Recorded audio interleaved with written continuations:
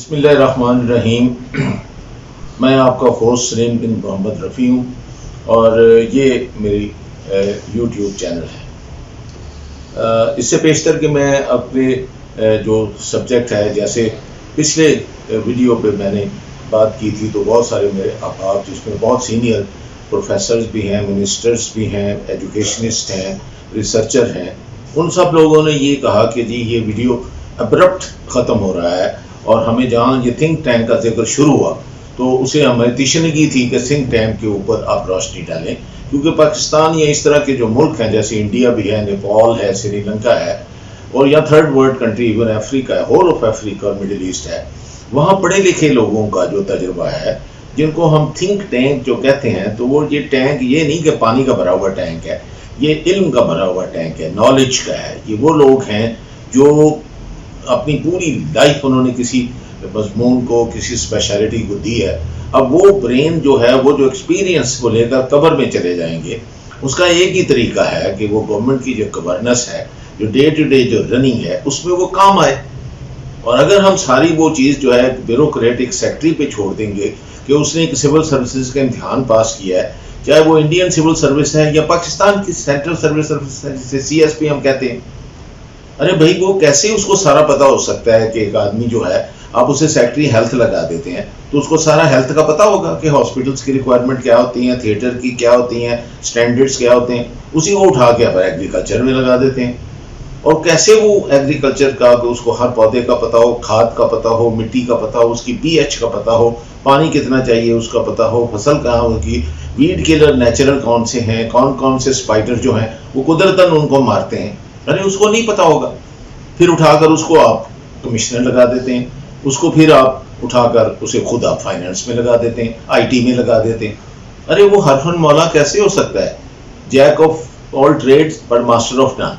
तो इसीलिए इन लोगों ने, जिन्होंने तरक्की की है, उन्होंने उन अपनी पॉपुलेशन को, उन जो एक्सपीरियंस लोग हैं, चाहे वो मैं तो यहाँ तक कहूँगा कि इकोनॉमिक्स में हैं, मैथमेटिक्स में हैं, फिजिक्स में हैं, IT में हैं, जो आर्टिफिशियल इंटेलिजेंस में है, इनोवेशन में है, एग्रीकल्चर रिसर्च में है, मेडिकल रिसर्च में है, वायरोलॉजी में है, जिसमें भी हैं, इवन एरोनॉटिक्स में है, अगर वो आर्मी के अदारे हैं या सिविल के अदारे हैं, एक ही जगह उनको इकट्ठा किया जा सकता है, वो थिंक टैंक है।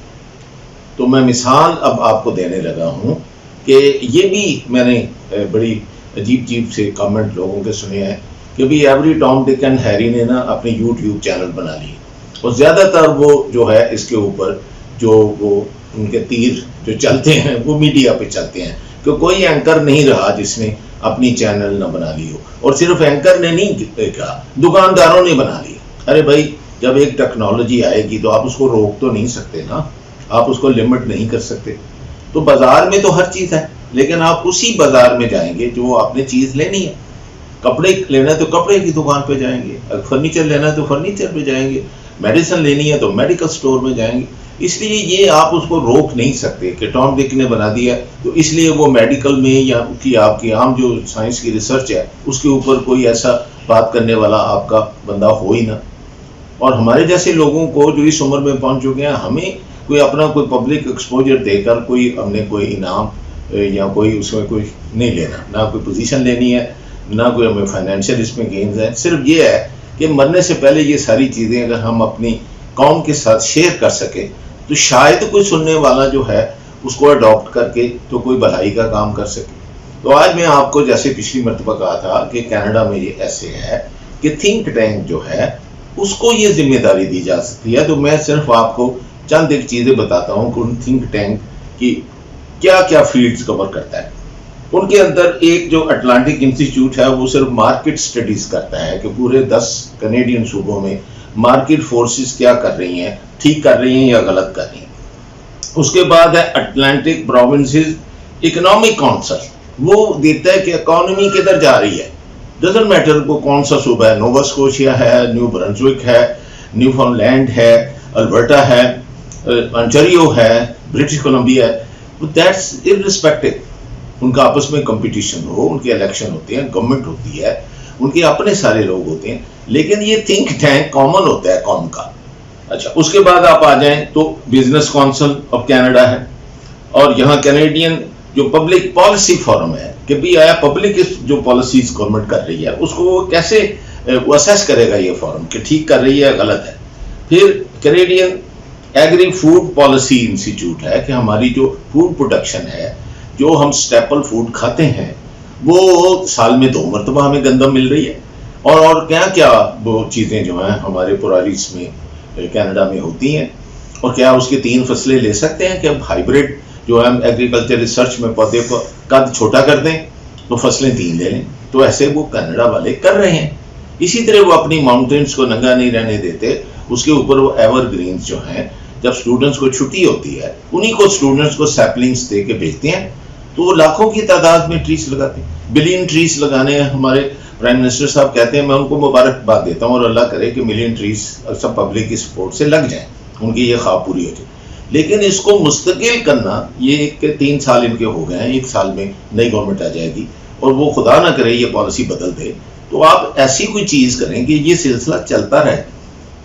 अब मैं आ जाता हूँ कि जी सारी जो रिसर्च है वो क्या हम इसके ऊपर हेल्थ पे करते हैं, वायरसेस पे करते हैं, या नया एयरक्राफ्ट जो हैं उनको मैन्युफैक्चर करके ले आएं, जैसे वेंटिलेटर्स हैं, जब ज़रूरत पड़े तो उसको मैन्युफैक्चर कर लें, जंग हो तो क्या हम वो ये थंडर 17 बना लें। अरे ऐसे तो नहीं चलेगा ना ये एडहॉकिज्म, और हम दूसरों की नकल करके तो उनकी तरफ जाएं, तो वो इनोवेशन तो नहीं है। तो थिंक टैंक ने पॉलिसी आपको देनी है, और इसीलिए वो कैनेडियन एनर्जी रिसर्च इंस्टीट्यूट भी वो थिंक टैंक का हिस्सा है। ये वो ग्रुप्स हैं जो मैं आपको बता रहा हूँ, इन लोगों को एक छत के नीचे इकट्ठा किया गया है। और इसी तरह जो ग्लोबल अफेयर्स हैं कि कनाडा जो है how does it compare with the rest of the world, और क्या चाइना तरक्की कर रहा है, रूस आगे जा रहा है, अमेरिका आगे निकल रहा है, इंडिया निकल रहा है, पाकिस्तान निकल रहा है, कौन सा आगे निकल रहा है कंट्री ना। इसी तरह Canadian institute of advance research है कि 10 साल आगे वो क्या चीज़ें हैं। आप सबको पता है कि आर्टिफिशियल इंटेलिजेंस बड़ी तेज़ी से आगे आ रही है। आपको सबको ये भी पता है कि ये जो वायरसेस अभी रिसेंटली जो कोविड-19 ने पॉपुलेशन को एकदम उल्टा के रख दिया, इकॉनमी को उल्टा के रख दिया, हमारा वे ऑफ लाइफ को उन्होंने ब्रेकें लगा दी हैं। हम जिस तरह से ट्रैवल करते थे, वो ऑल सहूलतें जो हमारी थी, पार्क्स में जाना, जिम्स में जाना, वो सारी रिस्ट्रिक्ट एक छोटे से आरएनए एक वायरस ने कर दी। इतना तो वल्नरेबल हमारी सोसाइटी और दुनिया है, और फिर हम क्लेम करके सुपर पावर एक दूसरे से लड़ते हैं। अरे भाई हम थर्ड वर्ल्ड हैं, हम कर रहे हैं काम, और हमारा तो मजहब ये कहता है कि भाई हमेशा हमेशा एक चीज़ के ऊपर गौर करो। मैंने कायनात कैसे बताई थी, ये क्रिएटर कह रहा है, तो मैं भी ये गुजारिश आपसे कर रहा हूँ कि गौर हम अकेले नहीं कर सकते। हमारा कंट्री भरा पड़ा है अपने अपने सब्जेक्ट में, बड़े बड़े जॉइंट्स हैं, एजुकेशन में है, फिजिक्स में है, केमिस्ट्री में है, आईटी में है, हेल्थ में है, वायरोलॉजी में है, एग्रीकल्चर में है, पोल्ट्री में है, हमारे एरोनॉटिक्स में है। क्यों नहीं हम उनको एक छत के नीचे इकट्ठा करते, और क्यों नहीं हम उनकी एडवाइस लेते, और उस एडवाइस को आप फिल्टर करके, मैंने कहा था कि डिप्टी मिनिस्टर हर मिनिस्ट्री का हर सूबे में वो परमानेंट हो। आप बेशक जो एक्सपीरियंस जो कोई मिनिस्टर है रिटायर हो गया है, अपनी उसकी गवर्नमेंट चली गई है, अगर आप समझते हैं उसने बहुत ही अच्छा डिलीवर किया तो उसको आप इंडक्ट कर लें, लेकिन परमानेंट। इसी तरह अगर आप टेक्नोक्रेट्स में से लेना चाहते हैं, तो जो आपकी नज़र में जिसने अपनी फील्ड में कमालें कर दी रिसर्च में, अपने आप को वो उसने मनवा लिया है लोहा इंटरनेशनली नेशनली कि वो जानता है, उसको लाएं। अब वो किस तरह ब्यूरोक्रेट उसकी एडवाइस को रद्द कर सकेगा जी? उसकी जो आर्गूमेंट होगी थिंक टैंक से फिल्टर होके वो किसी सूबे को जाए, फेडरल गवर्नमेंट भी करेगी उसको और वो भी करेगी। 100% नहीं करेगी तो आई एम श्योर कि 50% से कम नहीं करेगी। अगर कर भी लेगी तो आपका भला होगा, आपके सारे कंट्री का भला होगा। तो पाकिस्तान में हम क्यों नहीं कर सकते? क्यों हमें उनको फॉलो करना है दूसरे कंट्रीज को? अच्छा, इसी तरह मैं और भी आपको बताता हूँ, उन्होंने कैनेडियन टैक्स फाउंडेशन है एक, आप हर बात FPR, अरे वो हरफे आखिर है FPR। ये वही लोग आ रहे हैं जिन्होंने हर तरह की करप्शन, हर तरह की वो लोग अप्रोच करके अंदर फाइलें बदलवा के इवेट करते रहे हैं टैक्स को। उसको आप इंटरनली नहीं कर सकते, आपको लाना पड़ेगा, एडवाइस लेनी पड़ेगी उन लोगों से। और ये एक वकला से उठा के, जैसे आप एक वो मुबशर साहब को लाए थे, आप तजर्बे कर चुके हैं, ब्यूरोक्रेट्स में भी ला के कर चुके हैं, आउटसाइडर्स भी ला के कर चुके हैं, स्टेट बैंक से कर चुके हैं, कस्टम की सर्विस से कर चुके हैं, एक्साइज की सर्विस से करके मैं जितने प्रीवियस FTR के चेयरमैन हैं मैं कईयों को जानता हूँ, रियाज मलक को जानता था, STR जैदी को जानता था, सुलेमान सदीक को जानता था, ये सारे एक्स चेयरमैन हैं FTR के। तो आपको देख लें किसने डिलीवर किया। अब हम नए को लाए हैं, फिर एक मोहतरमा को लाए थे, तो फेल पे फेल होते जा रहे हैं। तो मेरी ये दरख्वास्त है वज़ीर आज़म साहब से, और मेरी दरख्वास्त है कि जो उसने अपने पास उनके एडवाइज़र हैं, मैं उनका नाम इसलिए नहीं जानबूझ के लेना चाहता कि मेरे लिए वो बहुत ऑनरेबल हैं, वो स्टेट बैंक के गवर्नर रहे हैं और इशरत हुसैन साहब को सारी दुनिया जानती है। वो बैठ के नहीं सीख कर सकते ये सारी ब्यूरोक्रेटिक सिस्टम। कोई अलादीन का चिराग किसी के पास नहीं है, आपको सबको इन्वॉल्व करके एक छत के नीचे उनसे ये एडवाइस कंटिन्यूइंग बेसिस पे लेनी पड़ेगी, और यही थिंक टैंक है। इसमें आपने कहा था कि हमें तिश ने किया कि आपने एक्सप्लेन नहीं किया। अच्छा, अब आ गया एकेडमीज की बात में। अरे भाई, हर एक के पास एकेडमीज होती हैं, साइंस की एकेडमीज चाइना में है, अमेरिका में है, UK में है, यूरोप में है। इन एकेडमीज को लिमिट मत करो कि एक अगर पाकिस्तान एकेडमी ऑफ साइंसेज आ गई है तो वो एक लास्ट वर्ल्ड है जी, है नहीं करें। सारी एकेडमीज को इकट्ठा करें और देखें, कनाडा ने थिंक टैंक में डाला हुआ है Canadian council of all scientific academies. उनकी काउंसिल बना के उसके जो 4 मेंबर हो, 5 हो, 6 हो, वो थिंक टैंक है उनके, कि वो एकेडमी बताएं। वो भी आमतौर पे बड़े एस्टैब्लिश लोग होते हैं जिन्होंने पब्लिश किया होता है, साइंटिस्ट होते हैं, इलेक्ट होके आते हैं या नॉमिनेट होके आते हैं, उनको करो। तो मैं इसी तरह मेरे पास एक लिस्ट है जो मैं आपको चीदा बताता हूँ। अच्छा, ह्यूमन सिक्योरिटी, आए दिन हमारे अटैक होते हैं। अरे थिंक टैंक से देखो ना कि हम सिक्योरिटी को कैसे ठीक कर सकते हैं। हमारे जो अंदर बैठे हुए गद्दार हैं, अरे मुझे बताओ कि घर का जो बेदी है लंका ढाता है, तो उसको तो पता है कि किस वक्त आप मोस्ट वल्नरेबल हैं, सड़क पे कौन सी आर्मी की जीप गुजरेगी या कौन से हजरत हमारे खुदा न करे पॉलिटिकल लीडर गुजरेंगे, तो उनको हिट करेगा। मजहबी लीडर होगा उसको भी हिट करेगा। तो उसके फिर जो कॉन्सिक्वेंसेस तो बाद में होते हैं ना, जो वो महीनों नहीं सालों चलते हैं। इसी तरह मैं कह रहा हूं कि institute of citizen centred service, अरे सिटीजन तो देखो कि वो कैसे फील कर रहे हैं। जैसे अब महंगाई ने जान ली हुई है, तो देखो कि क्यों हो रहा है हमारे साथ। गवर्नमेंट की पॉलिसी कहीं तो गलत है ना, कि ये सारी प्राइसेस उनके आउट ऑफ कंट्रोल है। तो वो आपके तो फिर मजिस्ट्रेट नहीं कर रहे ना काम, अगर कर भी रहे हैं तो उसको कंट्रोल नहीं कर रहे, तो मतलब पॉलिसी में ही कोई खराबी है ना, तो पॉलिसी को जड़ से सीख करो।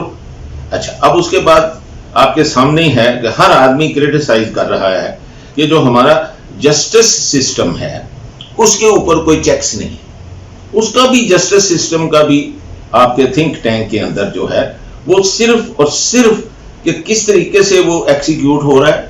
वो जो लोग एक्सिक्यूट करने के लिए अपॉइंट होते हैं, वो चाहे सुप्रीम कोर्ट हो, चाहे हाई कोर्ट्स हो, डिस्ट्रिक्ट कोर्ट्स हो, लोअर कोर्ट्स हो, तो उनको वो बदलते रहना पड़ता है। वो स्टैटिक कोई चीज नहीं होती, ओशन चलता रहता है, हवा चलती रहती है, प्रोग्रेस होती रहती है। तो हम एक दफा सुप्रीम कोर्ट का जस्टिस कर दिया, बस जी, अब वो दुनिया जहान के फैसले किए जा रहा है, अरफे कुल है, सारी दुनिया की उसके अंदर वो इल्म आ गया है। तो इसको बात करेंगे तो वो आपको कंटेम्प्ट ऑफ कोर्ट डाल आपको खींच लेगा, यानी आप उसको क्वेश्चन ही नहीं कर सकते। तो थिंक टैंक तो कर सकता है ना, वो उसको करो, वो उसको एडवाइस करे, भाई आप काम गलत कर रहे हो, आप गलत जमानतें दे रहे हो, आप चोरों को छोड़ रहे हो, वो एक पैसा भी रिकवर नहीं हो रहा, तो वो भी आप उसका करें। फिर इंस्टीट्यूट ऑफ गवर्नेंस, ये भी थिंक टैंक का हिस्सा है कि आपकी गवर्नेंस जो है वो क्यों खराब है, तो इंस्टीट्यूट आपको एडवाइस करेगा, गवर्नरों को भी, चीफ मिनिस्टर्स को भी, और इवन प्राइम मिनिस्टर को, कि सर ये इसको अपना काबा ठीक कर लें, इससे आपकी बेहतरी है। तो इसमें कोई माइंड भी नहीं करेगा, क्योंकि वो आपके थिंक टैंक से ये एडवाइस आ रही है। तो मैं इसलिए ये आपसे मेरी कोशिश ये की है कि आपको मैं थिंक टैंक का, जहां आपने कहा था कि तिशनगी रह गई है, आपने नहीं बताया, मैं इस वीडियो में वो आपको बताऊं। मैंने बात आपसे एजुकेशन की करनी थी, लेकिन मैं इंशाल्लाह अपने जो आने वाले वीडियोस हैं उसमें करूंगा, और मैं इस बात की परवाह किए बगैर करूंगा कि अगर एवरी टॉम डिक हैरी ने अपनी जो है वो चैनल्स खोल लिए हैं, तो मैं तो नहीं समझता कि उसका क्या नुकसान है। अरे भाई, आप सिर्फ उन्हीं को देखो जो क्रेडिबल हैं, और अगर आप समझते हैं कि मैंने आपसे क्रेडिबल बातें की हैं तो आप इसको देखें, वरना पास ऑन करें। आप कोई और चैनल कर लें, आप किसी की बातें सुने, कोई और खबरें सुने, या आप वो CNN को सुने, या BBC को सुने, या अल जजीरा को सुने। आप सुने ही नहीं ना। आप के पास इख्तियार है कि आप वो YouTube चैनल चेंज कर लें। तो इस अल्फाज के साथ आपका शुक्रिया अदा करते हुए आई होप कि ये इस दफ़ा मैंने अब्रप्ट ख़त्म नहीं किया। मैंने तकरीबन आपको बता दिया है कि ये इम्प्लीमेंट कैसे होगा। यानी मिनिस्ट्री लेवल पे, डिपार्टमेंट लेवल पे, जहां वो एक मिनिस्टर आप लगाते हैं, एक डेप्टी मिनिस्टर जो परमानेंट होगा, तो उसका जो कंसर्न ब्यूरोक्रेट या सेक्रेटरी है, whatever you want to call in different countries, वो उसके सबसर्विएंट इसलिए नहीं होगा, लेकिन उसकी एडवाइस जरूर लेगा। उसके फैसले के ऊपर दो का लिखा हुआ है, एक थिंक टैंक जो कि एक्सपर्ट्स हैं फील्ड की, एक गवर्नमेंट के पास पैसे कितने हैं, बजट कितने हैं, पॉलिसी क्या है, तो ऑब्वियसली उसका जो फैसला होगा बहुत हद तक ठीक होगा। बहुत मेहरबानी, बहुत शुक्रिया। अगले वीडियो में फिर हाजिर होगा।